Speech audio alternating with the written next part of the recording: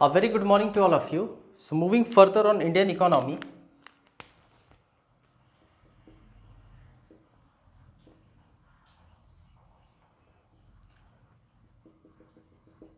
आज हम लोग देखेंगे नेशनल हाउसिंग बैंक।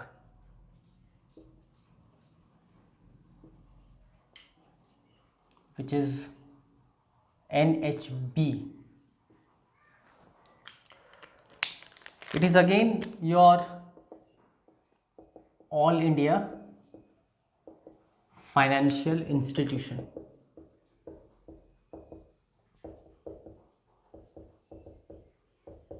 इससे पहले हम लोग नाबार्ड देख चुके हैं, इससे पहले हम लोग सिडबी देख चुके हैं। आज का एजेंडा होगा National Housing Bank. As the name specifies कि this is basically apex institution for your housing sector. So I should write it, this is your apex financial institution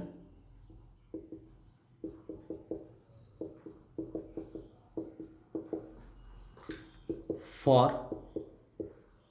housing sector। अब अगर लास्ट क्लास आप follow किए हैं या previous couple of classes आप follow किए हैं तो हम लोग नाबार्ड में बेसिकली देखे थे कि that was a refinance institution. हम लोग सिडबी में देखे थे that was again refinance institution. Okay, similarly NHB को भी आप कह सकते हो, it is your refinance institution. Okay, तो now this is refinance institution for basically those company which are कह सकते हो कहीं ना कहीं कनेक्टेड विथ हाउसिंग लोन्स। जैसे आप देखे होंगे LIC housing finance limited, HDFC home loan, SBI home loan, ICICI home loan. Okay, तो basically it is a refinance institution for your housing sector companies. खास बात, हाउसिंग सेक्टर कंपनीज या whatever, कोई अगर बैंक भी प्रोवाइड कर रहा है हाउसिंग लोन तो वो बैंक को भी रीफाइनेंस करता है। आई होप रीफाइनेंस टर्म का मतलब आपको पता है, आप प्रीवियस क्लास अगर फॉलो किए हैं तो। Just for a flashback, refinance. Okay, let us suppose A को लोन चाहिए, ए गया एक बैंक के पास, let us suppose for a house loan. ये बैंक एनएचबी के पास गया, एनएचबी से बैंक को पैसा मिला, मतलब एनएचबी ने बैंक को फाइनेंस किया, बैंक ने इस इंडिविजुअल को फाइनेंस किया, तो ये बेसिकली रीफाइनेंस कहलाता है। मतलब आपको यहाँ से क्लियर हो रहा होगा कि ये प्राइवेट हाउसिंग लोन्स नहीं देता है। ओके, ये बेसिकली हाउसिंग लोन कंपनीज को पैसा देता है। ओके, खैर अब हम लोग देखते हैं कि बेसिकली ये what was the reason behind कि एनएचबी बनाना पड़ा, या फिर इसके हम लोग इवोल्यूशन को देखते हैं, कोशिश करते हैं समझने का। ओके, तो आप अगर बैकग्राउंड की बात करो तो हाउसिंग सेक्टर खुद में आई मीन सेल्फ एक्सप्लेनेटरी है। That means you may say that housing is essential for decent living of man. Okay, तो अगर हम लोग बैकग्राउंड पर बात करें तो we can definitely write that housing is a I mean must कह सकते हो, नेसेसरी कह सकते हो। Okay, is a must for a decent living of an individual. अब किसी भी गवर्नमेंट की बात कर लो, किसी भी सरकार की बात कर लो, ओके, तो providing housing for all is कह सकते हो is always a prime agenda for the government. So you can write and promoting housing for all is the prime agenda for GOI, government of India. I hope इसका background आपको समझ में आया होगा। अब दैट मीन्स कि government शुरुआत से हाउसिंग सेक्टर को एक एजेंडा के रूप में लेकर चला है। रीजन बिहाइंड कि हाउसिंग तो एकदम मस्ट होता है, okay, is essential, you may say it is very essential. Housing is one of the very essential I mean aspect of life, okay. तो अब अगर इसके बैकग्राउंड को और कोशिश करें समझने का, तो बात 1985 से 90 की होगी, और हम लोग 7th 5 ईयर प्लान के बारे में बात करेंगे। 7th 5 ईयर प्लान जिसका टेन्योर था 1985 टू 90, ओके। और उस वक्त बेसिकली हाउसिंग सेक्टर को लेकर एक सब ग्रुप बनाया गया था। यू मे राइट अ सब ग्रुप फॉर हाउसिंग सेक्टर। और ये सब ग्रुप ने पहली बार फर्स्ट ऑफ ऑल ये कह सकते हो आइडेंटिफाई किया कि लॉन्ग टर्म फाइनेंस अगर किसी इंडिविजुअल हाउस होल्ड को चाहिए, आई मीन टू से सिग्निफिकेंट स्केल पर, ओके, तो वो अवेलेबल नहीं है, okay. So you may right that 7th 5 year plan का जो सब ग्रुप था, इन्होंने identified that long term finance for housing sector, but obviously on a significant scale, okay, is not available। मतलब इसने बेसिकली आइडेंटिफाई किया कि long term finance housing sector में नहीं मिल पाता है। इनफैक्ट हम लोग बात करें एक इंडिविजुअल की, हम लोग बात कर रहे हैं इंडिविजुअल हाउस होल्ड की, but obviously individual house hold को अगर आप मिला दोगे तो वो पूरा बन जाएगा हाउसिंग सेक्टर, ओके। मतलब लॉन्ग टर्म फाइनेंस अवेलेबल नहीं था, और ये बेसिकली कह सकते हो हाउसिंग सेक्टर को ग्रो करने से रोक रहा था, okay. So you may say that it was the major lacuna, you may say it was the major constraint कह लो, लैकुना कह लो, कमी कह लो, okay, for the development of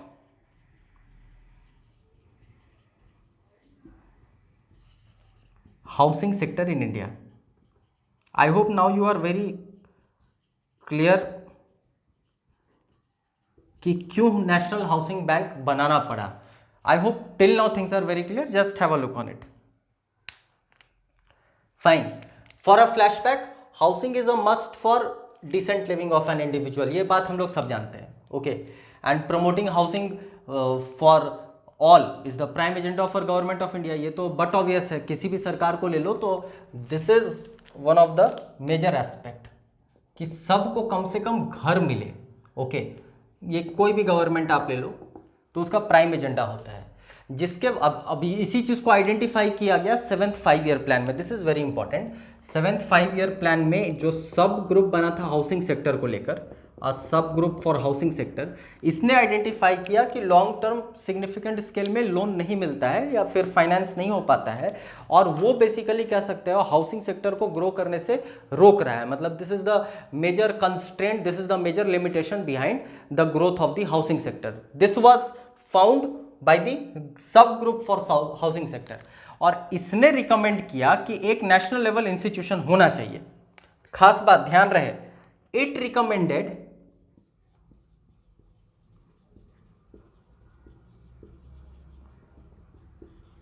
national, अभी नेशनल हाउसिंग बैंक की बात नहीं हो रही है, इट रिकमेंडेड कि एक नेशनल लेवल इंस्टीट्यूशन होना चाहिए और डेडिकेटेड होना चाहिए,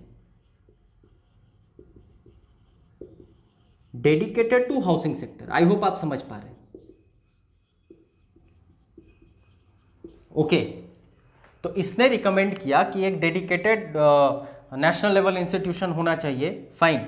और इस चीज को देखते हुए अब खास चीज, अब ये आपके जीएस पॉइंट ऑफ व्यू से बड़ा इंपॉर्टेंट सवाल निकल कर आता है।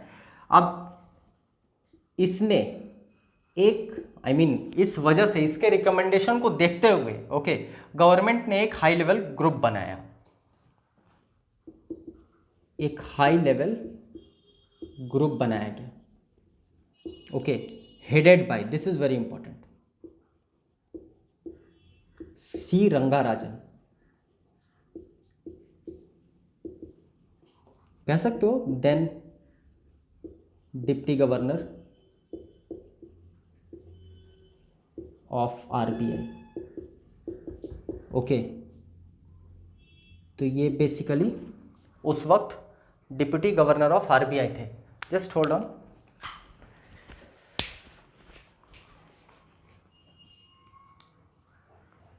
ओके,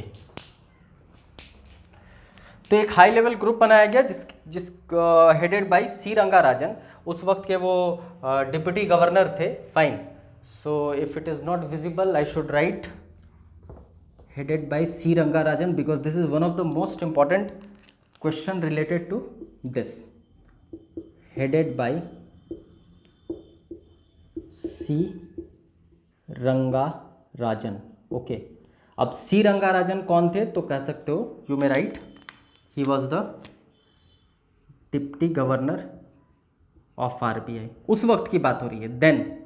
ओके, तो उस वक्त की के सी रंगाराजन डिप्टी गवर्नर थे। तो एक हाई लेवल ग्रुप बनाया गया और इस ग्रुप ने रिकमेंड किया नेशनल हाउसिंग बैंक बनाने के बारे में। फाइन, इसने रिकमेंडेशन दिया कि नेशनल हाउसिंग बैंक बनना चाहिए। तो अब आपसे अगर सवाल पूछा जाता है, okay, this is somewhat like this, it recommended the formation of NHB। तो नेशनल हाउसिंग बैंक का रिकमेंडेशन किनके कमिटी या किनके ग्रुप के द्वारा हुआ था, तो आपका सवाल यहां से निकल कर आता है, this is your C Rangarajan. Okay, not to confuse, this is development, okay, of housing sector. खैर, I hope till now things are very clear. और गवर्नमेंट ऑफ इंडिया ने इसको बड़ी होल हार्टेडली एक्सेप्ट किया इस रिकमेंडेशन को, और 28 फरवरी 1987 को बजट में अनाउंस कर दिया कि अब नेशनल हाउसिंग बैंक की स्थापना की जाएगी। हम लोग बात कर रहे हैं 28 Feb 1987, this was the budget session. Okay, budget में ये अनाउंस किया गया, ओके, कि बेसिकली NHB की स्थापना होगी। तो ये बतलाया गया बजट में, ये अनाउंसमेंट किया गया। Fine, union budget of 1987-88। और फिर फाइनली कह सकते हो 9 जुलाई 1988 को, दिस इज वेरी इंपॉर्टेंट, 9 जुलाई 1988, 87 में ये बात हो रहा है, 88 की बात हो रही है, एस्टैब्लिशमेंट ऑफ NHB, और NHB की स्थापना की गई। ओके, जिसका हेडक्वार्टर न्यू दिल्ली रखा गया। सो this is very important, establishment year and headquarter is new Delhi. Just have a look on it, this is very important. Fine, now I hope अब तक आप ये जान चुके होंगे कि ये एक बेसिकली रीफाइनेंस इंस्टीट्यूशन है for housing sector companies. Okay, तो वी कैन से दैट इसका मेन उद्देश्य अगर एक लाइन में आपसे पूछा जाए कि what is the basic objective of your NHB, so you can say that housing credit को मोर अफोर्डेबल बना देना, this is the prime objective of कह सकते हो NHB। तो अगर पूछा जाए prime objective of NHB, fine,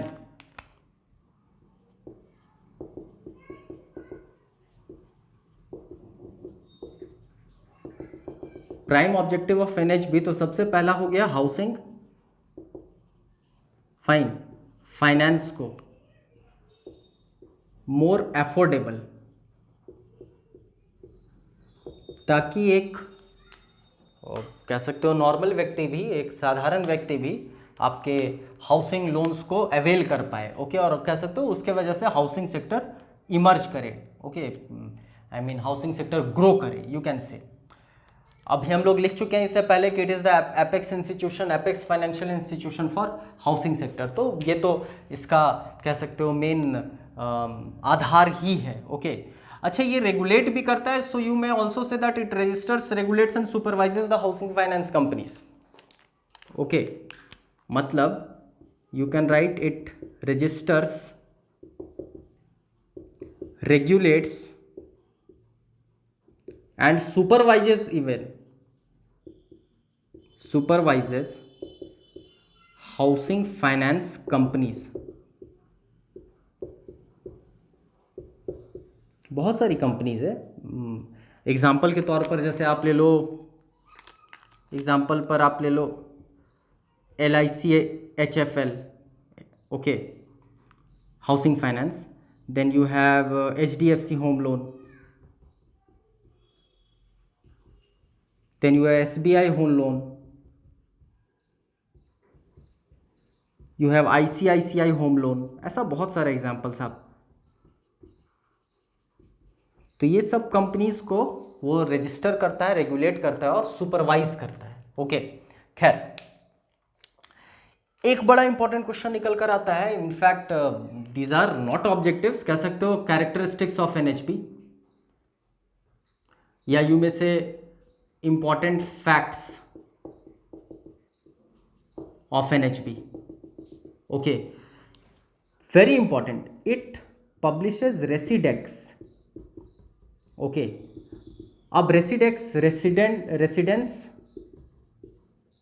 index, अब ये क्या है? ये खास चीज, मतलब हाउसिंग सेक्टर का प्राइस। ओके, मतलब हाउसिंग सेक्टर में किसी पर्टिकुलर शहर की बात कर लो, मेट्रोज की बात कर लो, या फिर नॉर्मल सिटीज की बात कर लो, क्या प्राइस चल रहा है, लास्ट ईयर क्या प्राइस था, अगले साल क्या प्राइस स्पेकुलेट किया जा सकता है, इस वर्तमान ईयर में क्या प्राइस है। ओके, मतलब उसमें किस तरह का ग्रोथ देखा जा रहा है, तो उसको लेकर ये हमेशा ये पब्लिश करता है रेसिडेक्स।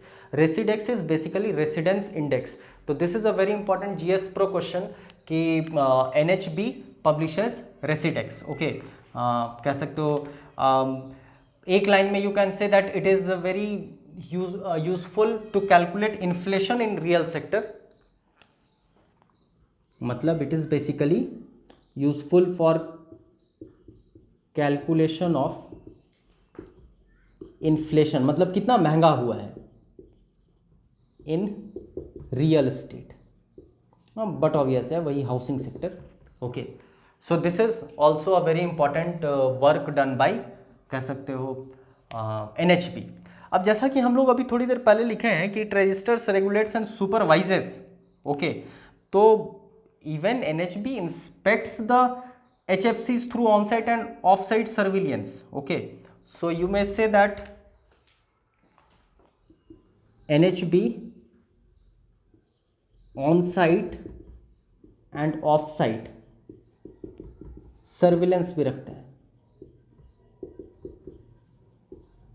On HFCs। I hope HFCs आप समझ पा रहे हो, हाउसिंग फाइनेंस कंपनीज। तो हाउसिंग फाइनेंस कंपनीज किस तरह से काम कर रही है, तो ऑन साइट और ऑफ साइट ये सर्विलेंस भी रखता है, मतलब कहीं ना कहीं सुपरवाइज कर रहा है, कहीं ना कहीं रेगुलेट कर रहा है। In fact you may right that it imparts training for developing housing finance skills even. It imparts training to develop housing finance skills. मतलब एक इधर वो कमर्शियल बैंक हो या फिर एक हाउसिंग फाइनेंस कंपनी हो, तो उसके भीतर में अगर स्किल डेवलप करना है, आई मीन टू से हाउसिंग फाइनेंस स्किल डेवलप करना है, ओके, कि वो एक कन्विंस कर ले एक कॉमन इंडिविजुअल को फॉर हाउसिंग लोन, ओके, ताकि हाउसिंग सेक्टर इवॉल्व करे, ताकि कह सकते हो हाउसिंग फॉर ऑल वाला हमारा एजेंडा फुलफिल हो पाए। ओके, तो इसके वजह से वो ट्रेनिंग भी इम्पार्ट करता है। तो आप देख पा रहे हो कि it plays a very vital role of regulator as well as supervisors, but obvious है वो रजिस्टर तो यही करता है। Okay, so this is all about your NHB। I hope things are very clear, very similar to your NABARD, very similar to your SIDBI।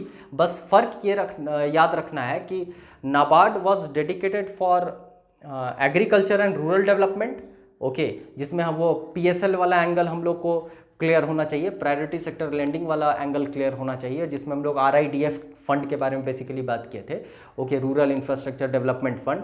और फिर last class में हम लोग SIDBI बात किए थे, वो भी एक ऑल इंडिया फाइनेंशियल इंस्टीट्यूशन था, very similar to this, okay.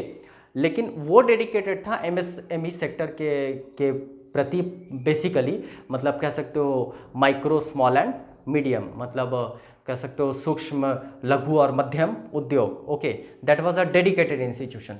Now this is a dedicated institution for housing sector. खास बात यही है। ओके, ध्यान रखना है, इसका हेडक्वार्टर न्यू दिल्ली है, very different from your NABARD and SIDBI. I hope things are very clear. That's all for today, thank you.